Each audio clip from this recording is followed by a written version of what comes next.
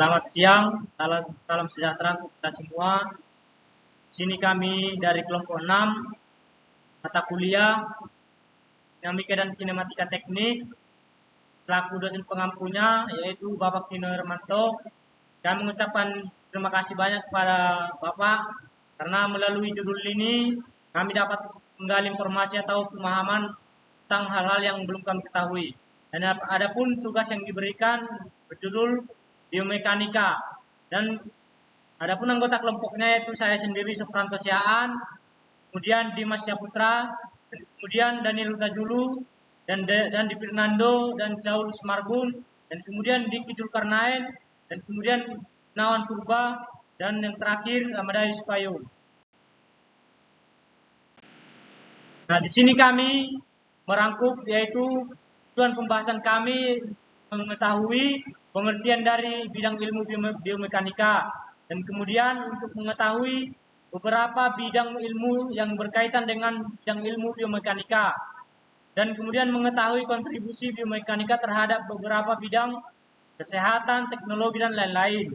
Dan kemudian untuk mengetahui fungsi pemodelan free body diagram terhadap suatu objek, gerakan atau posisi tubuh manusia. Kemudian untuk mengetahui keterbatasan manusia dari beban kerja yang dibebankan pada anggota tubuh. Nah, mengenai biomekanika, apa sih biomekanika? Di sini kami mencatat atau mengambil sumber dari menurut Frankel dan Nordin pada tahun 1980, biomekanika merupakan ilmu mekanika untuk menganalisa sistem kerangka otot. Dan kemudian sumber dari Chapin pada tahun 1991 secara umum mendefinisikan biomekanika yaitu mekanika untuk konsep fisika dan teknik, menjelaskan gerakan bermacam-macam bagian tubuh dan gaya-gaya yang bekerja pada aktivitas sehari-hari. Nah, di sini kita dapat melihat contoh pada gambar ini. Di sini kita melihat kerangka tubuh pada saat berlari. Nah, di sini sudah ada free body diagramnya, yaitu menunjukkan gerakan-gerakan tubuh atau gerakan otot pada saat kita berlari. Dan gambar kedua sama, menunjukkan beberapa siku saat menunduk atau, dan kemudian gambar ketiga ini menjelaskan bagaimana posisi badan kita, posisi yang tepat untuk mengangkat sebuah beban. Contohnya yang seperti ini, pada saat posisi bungkuk berapa siku terhadap kita. Dan kemudian di sini biomekanika tergolong atau terbagi dari sumber-sumber. Contohnya fisika. Fisika ini turun terhadap biologi, biomekanik, dan mekanika dan mekanis. Kita tergolong pada biologi. Biologi terbagi menjadi dalam 3 bagian. Yang pertama, sistem rangka manusia. Nah, di sini sistem rangka manusia itu dianalisa pada tahap biologi ini. Dan kemudian sistem otot manusia. Ilmu atau bagian bidang ilmu biologi inilah yang merangkum sistem otot manusia dan kemudian sistem saraf manusia. Dan kemudian biomekanik ini yaitu yang membaca gerakan tubuh kita dan dihubungkan ke dalam mekanik, apakah gerakan tubuh tersebut yang dilakukan tubuh kita gerakan dinamis atau statis. Contohnya seperti pada gambar ini. Nah, ini seperti yang saya jelaskan tadi, biologi, fisika, dan matematika merupakan bidang ilmu yang sangat berkaitan pada konsep biomekanika ini. Yang pertama, biologi ini. Biologi ini menggambarkan gerakan tubuh atau gerakan bodi manusia, dan kemudian fisika inilah yang membaca gerakan yang terjadi pada tubuh manusia tersebut. Sehingga bidang matematika inilah yang merumuskan, contohnya pada posisi siku sekian kita termasuk ke dalam kondisi aman dalam mengangkat beban. Kemudian di sini biomekanika kaitannya dengan kinematika dan dinamika teknik. Pertama, mekanika. Mekanika ini menjelaskan tentang studi bagaimana suatu bergerak dan apa yang menyebabkan bergerak. Nah, di sini subjeknya adalah meja ini. Nah, yang dimaksud adalah meja ini, bagaimana suatu meja ini dapat bergerak. Contohnya pada gambar ini kita lihat meja ini didorong maka sehingga meja tersebut dapat bergerak. Dan kemudian biomekanika, studi tentang gerakan yang dihasilkan oleh sistem otot dalam rangka atau Newton. Sini subjeknya adalah manusia tersebut. Nah, apa yang dilakukan manusia ini untuk dapat menggerakkan meja ini? Contohnya menarikkah, mendorongkah, sehingga dengan adanya tarikan atau dorongan ini, sehingga meja ini dapat bergerak. Kemudian akan dilanjutkan oleh teman saya, yaitu Daniel Sajulu. Baik, saya akan melanjutkan dari Saudara Supranto, kinematika dan dinamika teknik terhadap biomekanika. Aristoteles mengatakan kekuatan konstan diperlukan untuk menjaga sesuatu tetap bergerak, memerlukan gaya tertentu yang menyebabkan benda itu bergerak. Dan hukum pertama Newton, jika resultan gaya yang bekerja pada suatu benda adalah nol, maka benda yang awalnya diam selalu dalam keadaan diam. Seperti gambar pada paling atas, di mana buku sebagai N dan meja sebagai W. Jika tidak ini diberikan gaya, maka benda ini akan tetap diam. Begitu juga dengan meja. Dan hukum kedua Newton, apabila ada gaya yang bekerja pada suatu benda, maka suatu benda akan mengalami suatu percepatan yang arahnya sama dengan arah gaya. Ibaratkan gambar pada yang di tengah. Salah satu gaya di depan ini ada menarik dan di belakang mendorong, di mana massa benda di tengah. Dan hukum ketiga Newton, untuk setiap aksi selalu ada reaksi yang arahnya berlawanan, yaitu gambar paling bawah, di mana tangan ini adalah gaya sebagai aksi dan bagian bawah adalah reaksi. Di sini juga ada gambar free body diagram. Seperti sebelumnya kita pelajari di kinematika dan dinamika teknik 1, gambar sebelah kanan adalah gambar piston. Hubungannya dengan biomekanika yaitu di sebelah kiri free body diagram tentang kerangka manusia.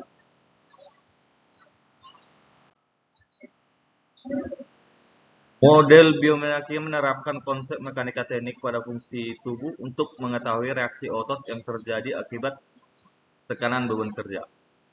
Dan atas dasar teori keseimbangan, pada sendi dapat dianalisa besaran peregangan otot akibat beban dan sikap kerja yang ada selanjutnya. Dapat dievaluasi apa peregangan yang terjadi melampaui kekuatan maksimal otot untuk kontraksi. Kita lihat pada gambar di sebelah kiri, di mana tangan manusia memegang sebuah benda yang bermassa, di mana yang di L itu adalah gaya ke bawah akibat beban pada benda, dan F sebagai tumpuan dan otot sebagai penopang penahan. Selanjutnya akan dilanjutkan oleh teman saya. Baik, saya akan melanjutkan menjelaskan slide berikutnya, yaitu kontribusi bidang ilmu biomekanika terhadap aspek ergonomik, yang dimana ergonomi adalah faktor kenyamanan kerja yang mempunyai pengaruh nyata dalam hal peningkatan maupun penurunan efisiensi dan efektivitas kerja. Ada juga beberapa aspek yang berhubungan dengan ergonomik, yaitu 1. Pengukuran dan antropometrik, 2. Aspek ergonomik dari stasiun kerja, 3. Pencahayaan, 4. Suhu dan kualitas udara, 5. Gangguan suara, 6. Kesehatan dan keamanan kerja, 7. Kebiasaan dalam bekerja. Jadi pada slide ini kita dapat mengamati gambar samping kiri, yaitu ada beberapa cara kerja dalam mengangkat suatu beban dari sebuah permukaan, yang dimana ada pergerakan salah dan benar. Kemudian dalam Dalam duduk ada juga beberapa cara yang benar dan salah. Kita dapat mengamati gambar di samping. Selanjutnya, kontribusi bidang ilmu biomekanika terhadap bidang kedokteran. Ada beberapa bidang ilmu biomekanika yang sangat berperan penting dalam pembuatan alat bantu medis, seperti pada pembuatan tangan palsu dan juga kaki palsu dan lain-lain. Nah, pada gambar di bawah kita dapat melihat orang yang menggunakan beberapa alat bantu seperti kaki palsu dan juga tangan palsu dan alat-alat bantu lainnya. Selanjutnya, kontribusi bidang ilmu biomekanika terhadap bidang teknik. Dalam bidang ilmu biomekanika mempunyai peran dalam proses perancangan seperti eksoskeleton, yang dimana eksoskeleton itu adalah kerangka luar, maupun dalam pembuatan robot. Karena ilmu biomekanika ini menjelaskan tentang pergerakan-pergerakan yang ingin diinput pada robot tersebut. Pada gambar di bawah kita dapat mengamati beberapa orang dengan cara kerjanya dalam membuat mobil ataupun robot. Dalam membuat suatu benda kita harus melihat apakah kerangkanya kuat dan kokoh agar nyaman dipakai dan tahan lama. Baik, slide selanjutnya akan diteruskan oleh teman saya.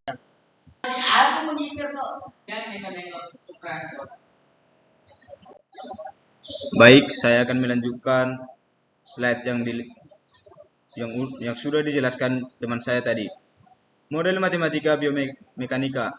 Di sini ada 4 metode penghitungan, yang itu menghitung total gaya, 2 menghitung tekanan perut, 3 menghitung gaya otot, 4 menghitung gaya tekan pada L5/S1.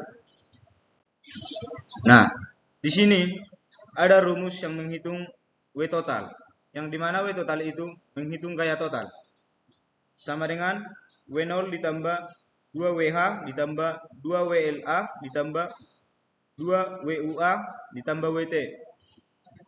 W0 sama dengan M kali G, W badan sama dengan M kali G, WH sama dengan 0,6% W badan, WLA sama dengan 1,7% W badan, WUA sama dengan 2,8% W badan, WT sama dengan 50% W badan. Di sini ada menghitung FC, yang dimana FC itu menghitung gaya tekan. FC sama dengan W total dikali cos theta 4 dikurang FA ditambah FM, dengan keterangan PA sama dengan tekanan perut N per cm kuadrat, FA sama dengan gaya perut atau Newton, AA sama dengan luas diafragma dengan theta H sama dengan sudut inklasi perut, theta T sama dengan sudut inklasi kaki. Di sini kita melihat FA sama dengan PA dikali AA. Lalu PA-nya sama dengan 10 pangkat minus 4 buka kurung 43 dikurang 0,360 buka kurung theta H ditambah theta T kurung per 75 dikali L5/S1. Di sini seperti yang kita ketahui di slide sebelumnya, PA sama dengan 10 pangkat minus 4 buka kurung 43 dikurang 0,360 dikurang theta H ditambah theta T tutup kurung per 75 dikali L5/S1 pangkat 1,8. Jadi dalam menghitung L5/S1 pangkat 1,8 ini terdapat 4 metode, yaitu dengan metode telapak tangan FYW sama dengan W0 per 2 ditambah WH, MW sama dengan FYW sama dengan SL1 dikali cos theta. Yang kedua dengan bawah, FYE sama dengan FYW ditambah WLA, yang dimana di sini FYW itu kita dapat dari perhitungan telapak tangan. Terus dengan metode ketiga dengan atas, FYS sama dengan FYE ditambah WUA, MS sama dengan ME ditambah WUA dikali sigma 3 dikali SL3 dikali cos theta 3 ditambah FYE dikali SL3 dikali cos theta 3. Dengan metode yang keempat, punggung FYT sama dengan 2 FYS ditambah WT M buka kurung L5S1 sama dengan 2MS ditambah WT dikali sigma 4 dikali SL kali cos theta 4 ditambah 2 FYS dikali SL4 dikali cos theta 4. Dalam 4 perhitungan ini, ML5S1 pangkat 1,8 ini hasilnya ditentukan dari perhitungan punggung.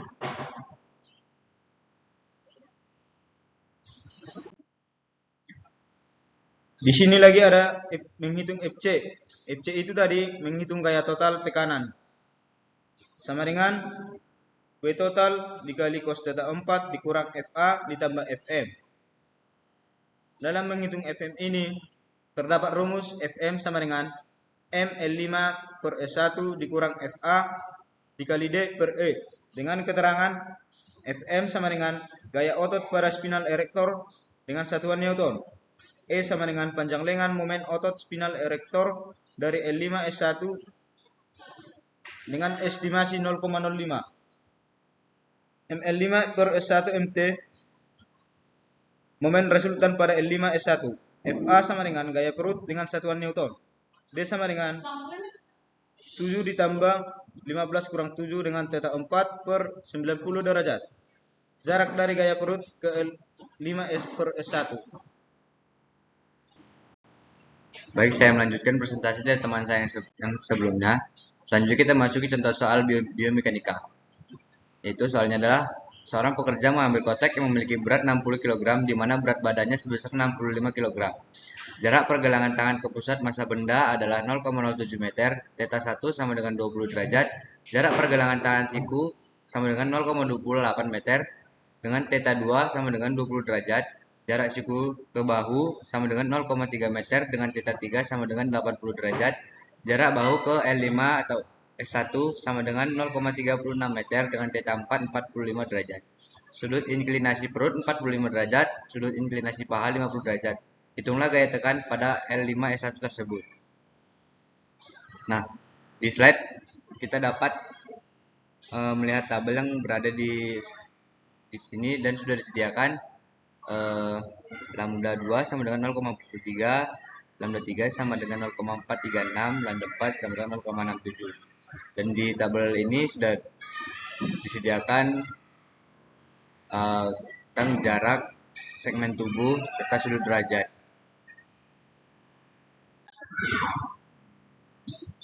Langkah selanjutnya itu ya kan melakukan perhitungan W total atau berat total, yang dimana rumusnya adalah WO sama dengan M dikali G sama dengan 60 dikali 10 sama 600 Newton.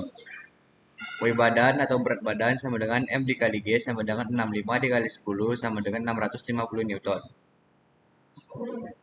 WH 0,6%, W badan sama dengan 0,6% dikali 650 sama dengan 3,9 Newton.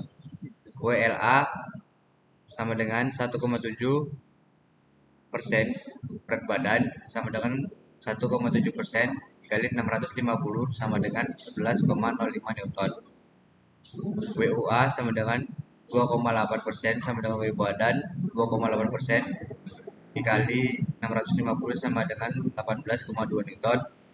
Dan yang terakhir WT 50% dikali berat badan sama dengan 50% dikali 650 sama dengan 325 Newton. Sehingga W total sama dengan WO tambah 2WH tambah 2WLA ditambah 2WUA ditambah WT, yaitu hasilnya sama dengan 991,3 Newton. Selanjutnya kita melakukan perhitungan segmen.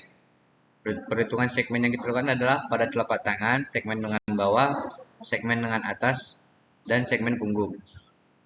Dari segmen telapak tangan, kita menemukan hasil terakhir yaitu 19,99 Nm, segmen lengan bawah 101,20 Nm, segmen lengan atas 118,02 Nm, dan segmen punggung sama dengan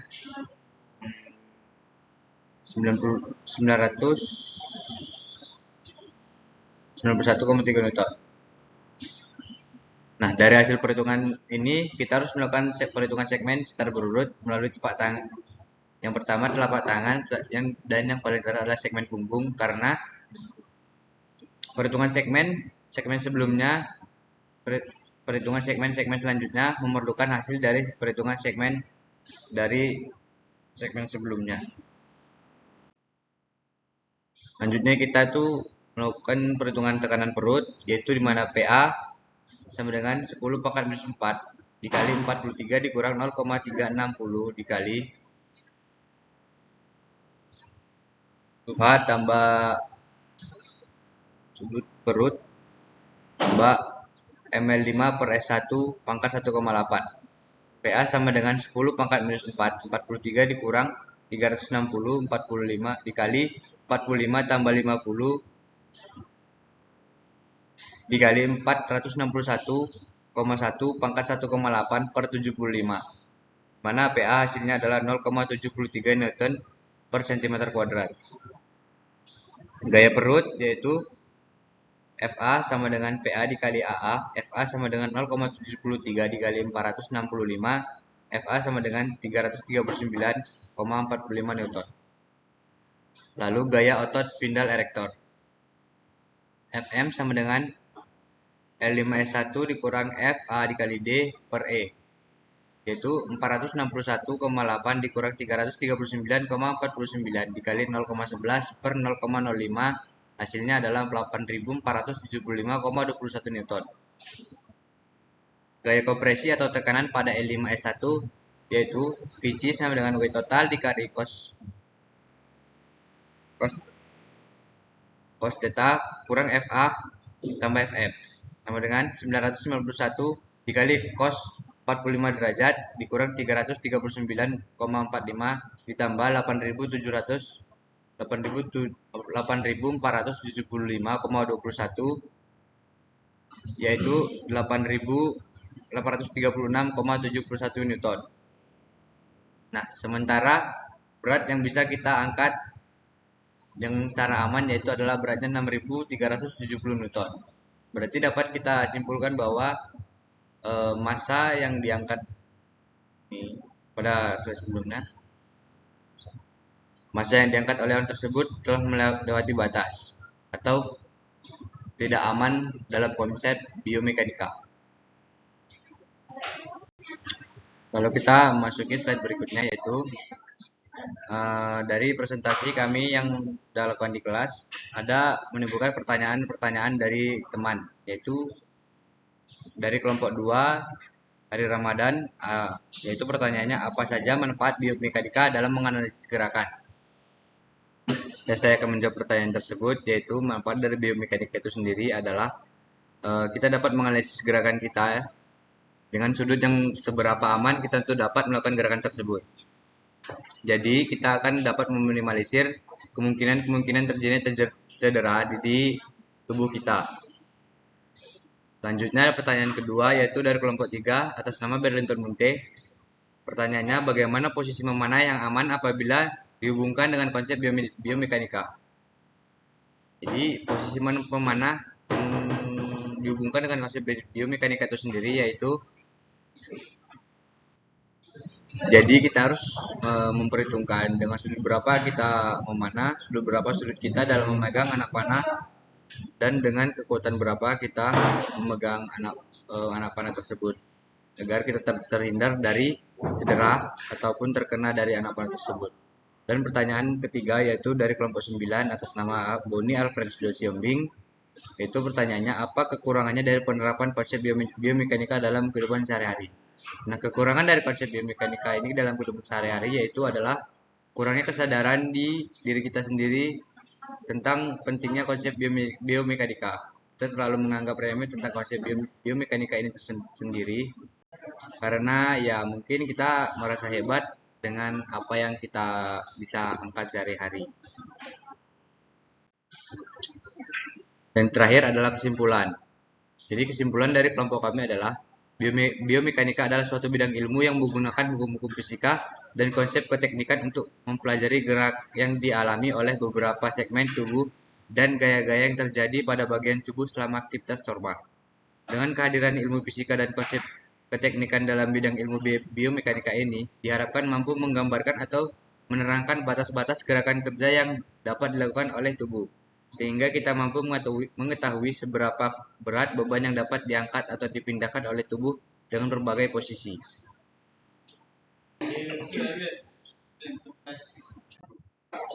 Oke, terima kasih. Cukup sekian presentasi dari kelompok kami. Assalamualaikum warahmatullahi wabarakatuh.